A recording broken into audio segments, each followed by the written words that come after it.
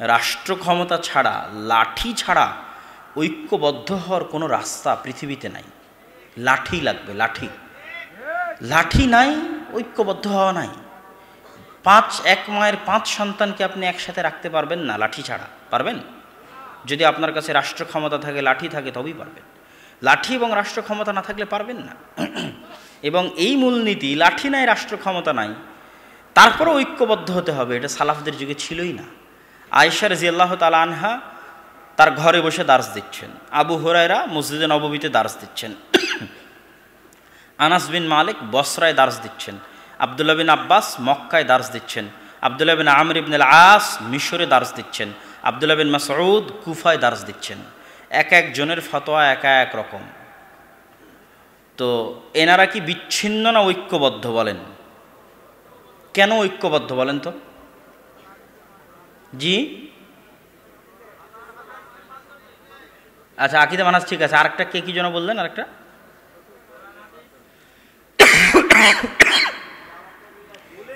এক রাষ্ট্রীয় ক্ষমতার অধীনে তারা জীবনযাপন করছে।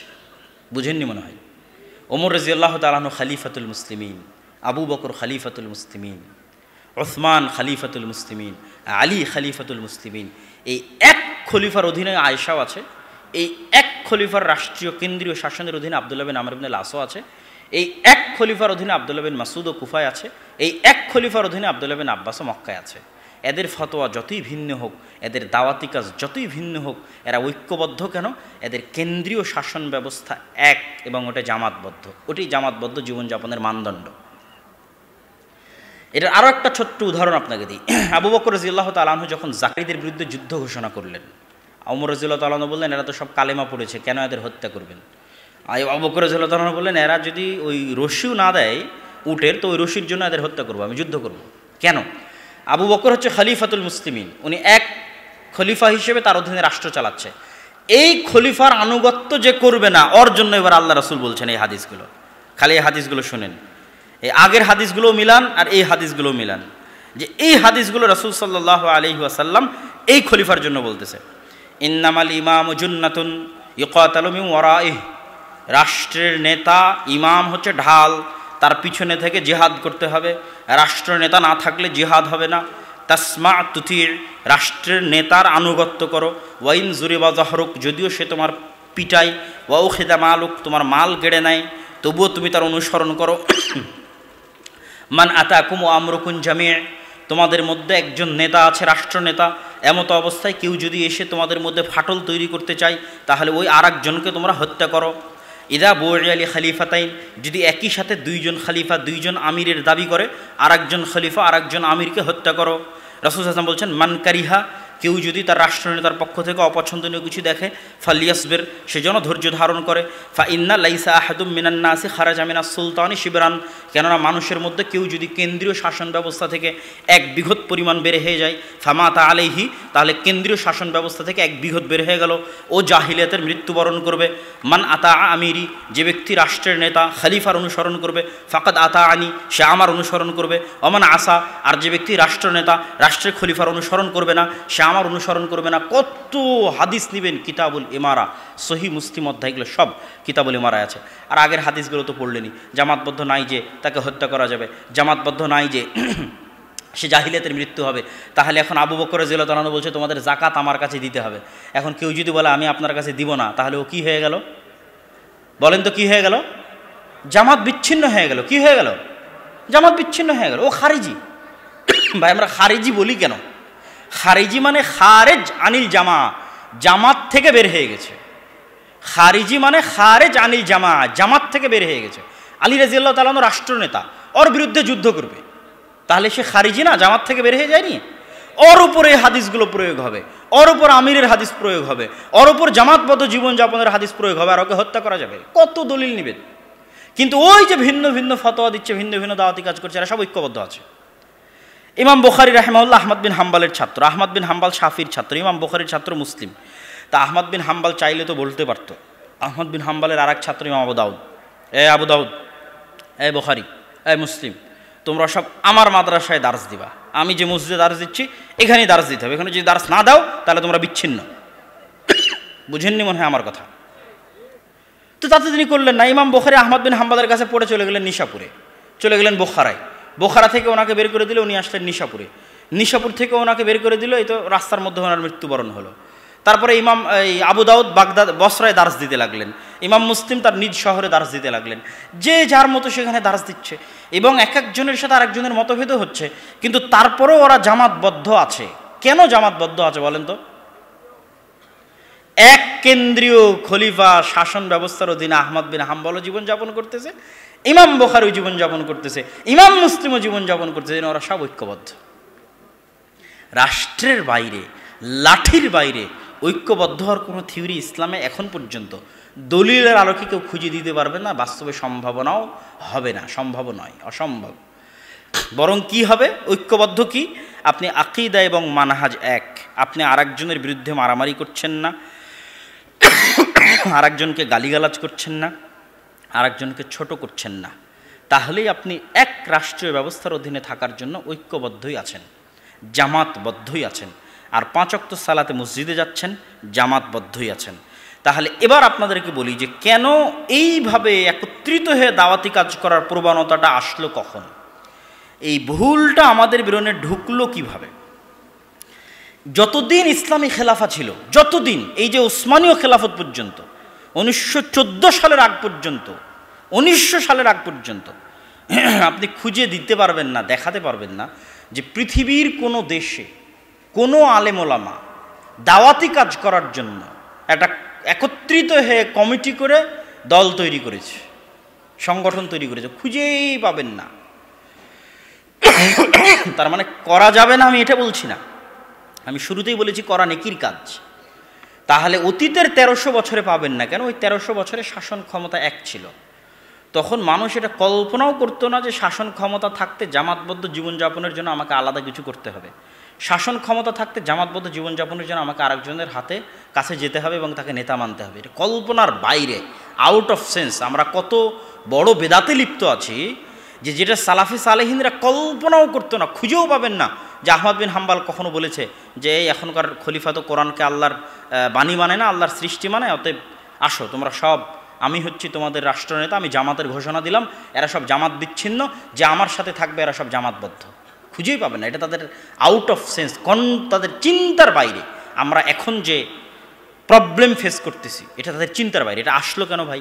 ইসলামিক খেলাফা যখন ধ্বংস হয়ে গেল, তারপর থেকে আর ইসলামিক খেলাফা প্রতিষ্ঠিত হলো না এবং পৃথিবীতে গণতান্ত্রিক বিপ্লব আসলো।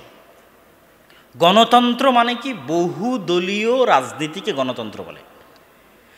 ইসলামে বহুদলীয় শাসন ব্যবস্থায় বিশ্বাস করে না। বোঝেননি মনে হয় যে একটা রাষ্ট্রের দল আর একটা বিরোধী দল, এরকম কোনো শাসন ব্যবস্থা ইসলামে আছে? দলীয় শাসন ব্যবস্থা বলেও ইসলামে কিছু নাই। ইসলামে আছে খলিফা, আর খলিফার সাথে শুরা, দেশের বড় বড় জ্ঞানী মানুষ নিয়ে উনি শুরা করে পরামর্শ করে দেশ পরিচালনা করবে, এবং যতদিন উনি হকের উপর আছে ওনাকে কেউ সরাতে পারবে না। তাহলে সারা পৃথিবীতে আমেরিকা প্রচার করলো বহুদলীয় গণতান্ত্রিক রাজনীতি। এতে সুবিধা কি?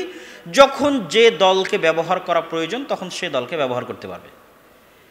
এক দলকে 5 বছর পর ওকে আবার পরিবর্তন করার আমার জন্য চান্স আছে, তো কিন্তু ফেলে দিলাম, এটা কর নাহলে ফেলে দিলাম।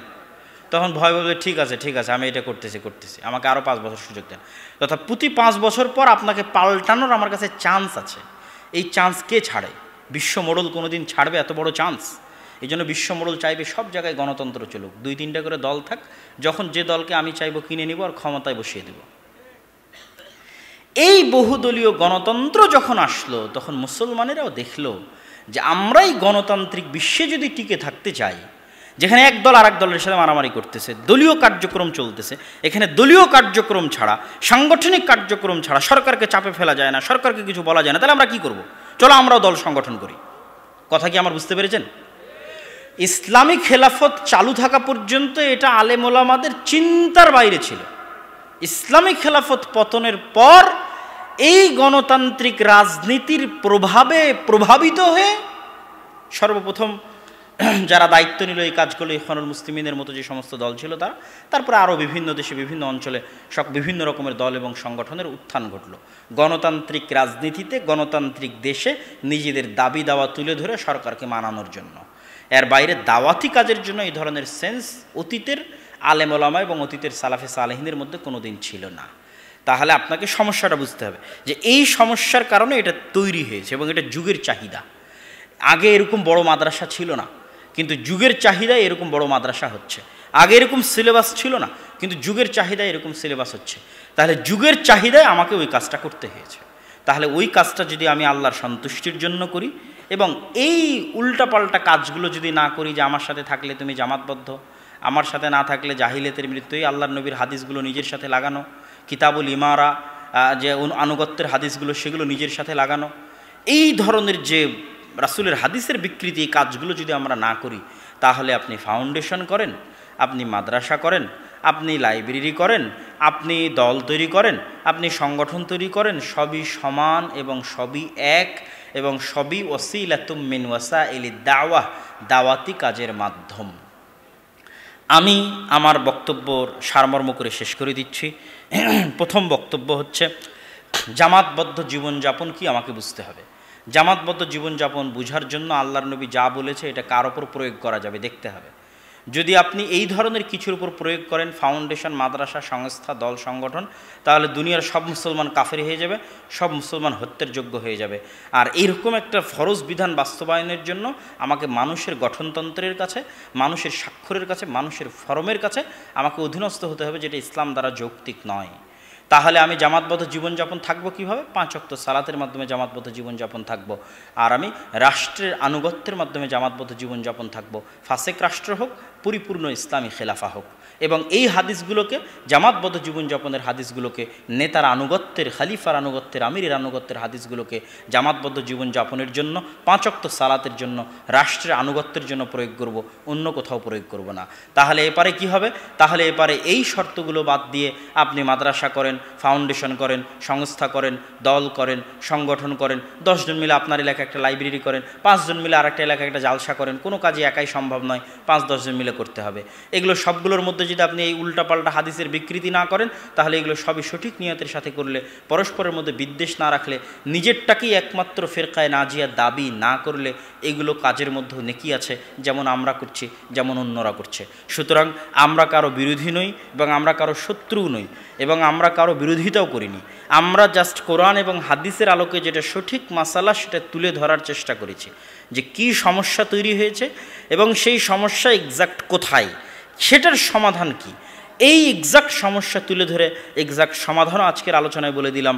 যারা পরবর্তীতে আলোচনা দেখবেন, অনলাইনে দেখবেন, মিডিয়ায় দেখবেন, যে যেখান থেকে দেখেন, আমি সকলকে অন্তরের অন্তঃস্থল থেকে অনুরোধ করব, আপনারা কখনোই এই বক্তব্যটাকে আপনার নিজের বিরুদ্ধে নেবেন না, বরং এই বক্তব্যকে নেবেন কোরআন এবং হাদিসের ব্যাখ্যা হিসেবে।